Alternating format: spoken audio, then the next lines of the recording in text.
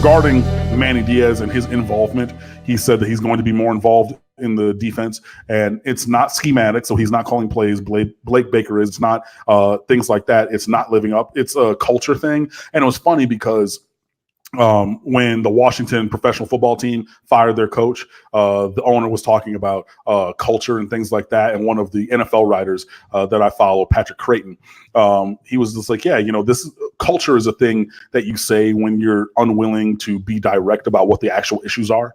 And I think that Manny Diaz is in that spot. But I think it comes down to guys just freelancing, honestly. And if you look back at the film, Shaq Quarterman and Mike Pinckney were all over the place in a bad way.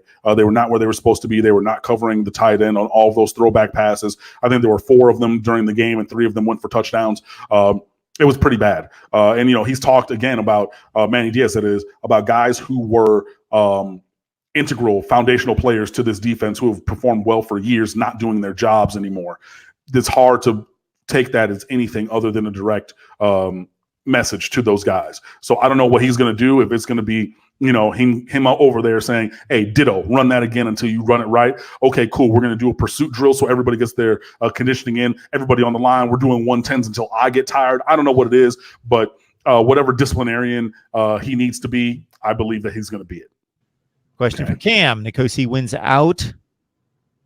Will it make our staff look incompetent? So I'm going to cut into this question before I let Cam finish out.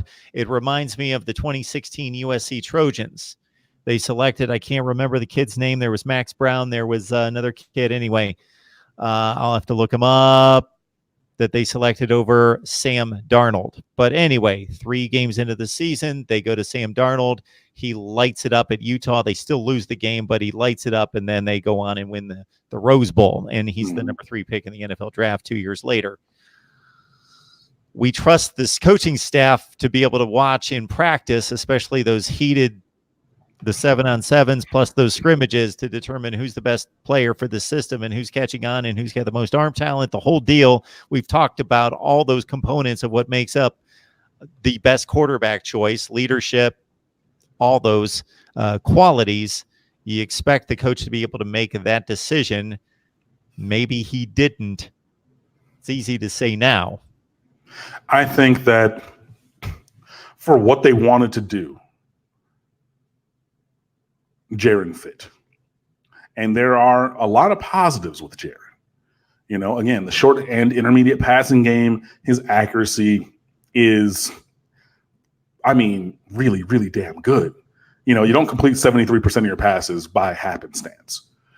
I think that we hoped that his arm strength had improved, and we see that it has not. What up, Jay, the U Family Blaze? I don't necessarily think it makes them incompetent. I just think that it's been clear for at least a couple of weeks that Jaron Williams has been injured. And as a former baseball player and somebody who studies throwing, because I was a pitcher, things like that, and just having been around, just throwing mechanics for a long time and really taking time to look at it, the thing that you can overcome, and if you watch baseball, even tangentially, even with half an eye pointed, that you can come back from elbow injuries. You get your Tommy John surgery, whatever, your ligament replacement. You can still have a long, long, long career with an elbow injury. Shoulder injuries end careers, period. They just do. It's the foundational joint of the arm. It's just like it's a complex thing. And if you have shoulder injury or shoulder issues, you cannot really come back from those. And I think that that's what we're seeing with Jaron. I don't know how long he has been injured. I know that people, like I said, they've been talking about he got dinged up against Florida. I will say with my own 2 eyes, I saw him suffer some kind of injury situation against Central Michigan, because you don't come off the field with your arm dangling, like that, in that way, because if anybody's ever hurt their shoulder, even gotten a stinger, that kind of formation where your arm is just kind of hanging there, you're waiting for it to come back to sensation or whatever. I will say that with absolute fact against Central Michigan. I don't know if it was a stinger. I don't know if it was a separation. I don't know what it is, but he's not been healthy. And I think that's been borne out. Do I think that the coaching staff was incompetent in picking Jaron Williams to start? at the beginning of the year? Absolutely not. I don't think it's gone the way that they wanted it to. I don't think that, the defense supported them. I think that they wasted a lot of, Jaron Williams' good performances. I think they wasted some very good performances from DJ Dallas. Excuse me, Jesus, early in the year and things like that. But I don't think that they were incompetent. I think that they were trying to be a little bit more on the side of cautious. And, you want to try to play ball control, which Miami is actually being really, really elite at this year, their ball control metrics. But again, it is a two-sided operation where you have a good defense and then you have a strong offense to control the ball on the other side of that. I just looked it up. Miami has average time of possession of 33 minutes and 8 seconds, which is good for 16th nationally. So, you're holding the ball for over half the game. So you want to play this ball control game and then have a stifling defense on the other side. And that's what a defensive coach wants to do more often than not. The defense has let that down. So you're wasting the good work of the offense in that regard. So, no, I don't think that they were incompetent to pick Jaren. I just think that the paradigm that they had in picking Jaren has not worked out because the defense hasn't held up their end of the bargain and the offense wasn't able to come through in some tough situations when behind the sticks.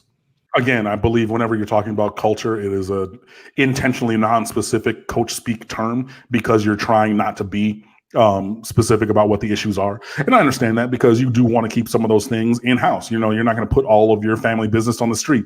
And I mean, that's just personally. So obviously with the organization such as football team, it's going to be the same thing. So there is a measure of that, of coach speak, of intentional obfuscation of the issues, just because you want to keep those things behind closed doors. It's not entirely clear externally what his role is going to be from on the defense, but he's definitely going to be over there more, I believe, as a disciplinarian, not letting things slide, not letting players kind of half-ass it or, take shortcuts or play outside of what their responsibilities are. And yeah, it's like I was a teacher for 15 years. And so the analogy is clear to me. I worked with a man who at one time was the state teacher of the year at Miramar High School. His name was Alvin Davis, a wonderful individual. Now just earned his doctorate, by the way. But anyway, when the new band director came in, when Mr. Davis was gone for that year, when he was being the ambassador around the state of Florida, the discipline in the band room was different. So the guy who was there, being the band director, another good friend of mine, when Alvin would come around, he would say, "Hey, can you come talk to these guys? Because they won't listen to me the way they'll listen to you." So Alvin would have to go over there and lay the law and say, "Hey, I might not be here directing every note and teaching every lesson, but y'all still gonna do this the way that we do this." I believe that that's gonna be what it is with Manny Diaz. Because Blake Baker, he's talking about I want to do this, but they won't listen to me necessarily the way they listen to you. So Manny says, then I had to come over there, they're gonna listen to me because I'm the HNIC. So I think that's what it is.